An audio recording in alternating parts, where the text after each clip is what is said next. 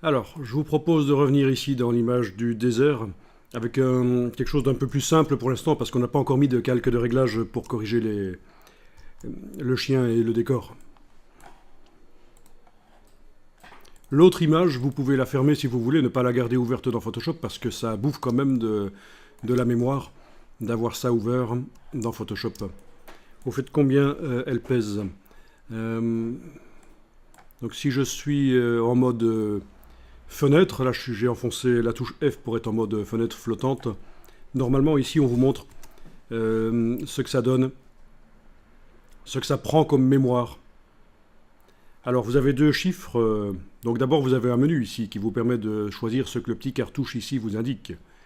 Parfois on a déjà fait ça, hein, demander profil du document pour voir pour quel matériel est prévu cette image.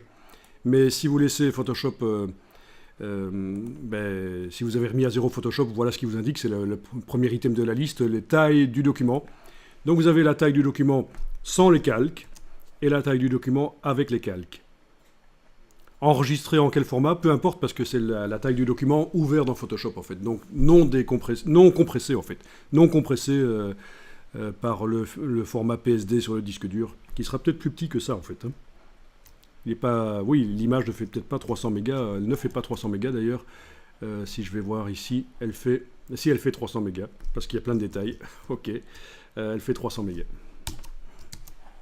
J'ai pas d'aplat de couleur qui pourrait réduire en fait la taille du fichier sur disque dur. Voilà. Donc je peux la fermer parce que ça bouffe de la mémoire dans Photoshop. Ok, j'ai renfoncé la touche F et ce qu'on va faire ici, c'est qu'on va jouer un peu avec la marionnette. Donc on a un chien qui est là avec ses ombres. On va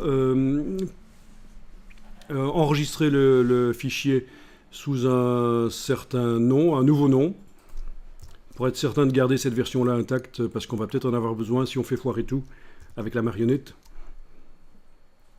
Donc ce qu'on va voir, c'est ce qu'on appelle en anglais le puppet wrap, c'est-à-dire le filet de marionnette, en fait, en quelque sorte.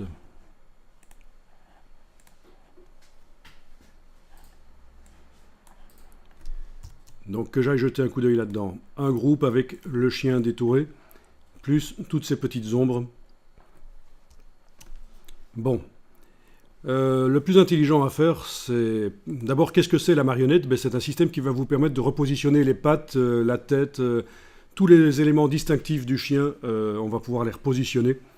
On va avoir un problème avec la patte arrière qui est collée avec la queue. Il n'y a pas d'espace entre la queue et la patte arrière. Et ça, c'est certain. Mais vous allez voir qu'il y a des solutions. Pour les pattes avant, on aura aussi un problème parce que le haut de la patte, le muscle, la clavicule, là, se trouve à cet endroit-là à peu près. Et on n'a pas... voilà. Mais enfin, on va quand même essayer comme ça. Après, on va faire l'autre méthode pour faire des photomontages, pour aller encore plus loin.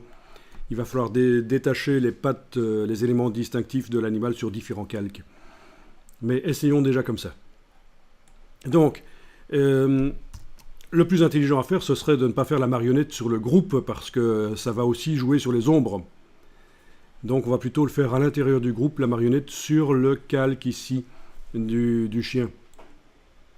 Et les ombres, elles seront libres, non affectées par la marionnette, et on va pouvoir les repositionner après comme on veut. Parce que bien sûr, si je bouge la position des pattes ou quoi, ça ne sera plus bon les ombres, il faudra les repositionner. Alors le calque actuellement est verrouillé, donc on va éventuellement le déverrouiller. C'est nous qui l'avions verrouillé pour être certain de ne pas travailler dessus. Et alors, on va directement faire la bonne méthode, c'est-à-dire qu'on va faire la marionnette sur un objet dynamique. Parce que si on fait une marionnette sur un objet, un calque normal, pixel, une fois qu'elle est appliquée, on ne sait plus la modifier.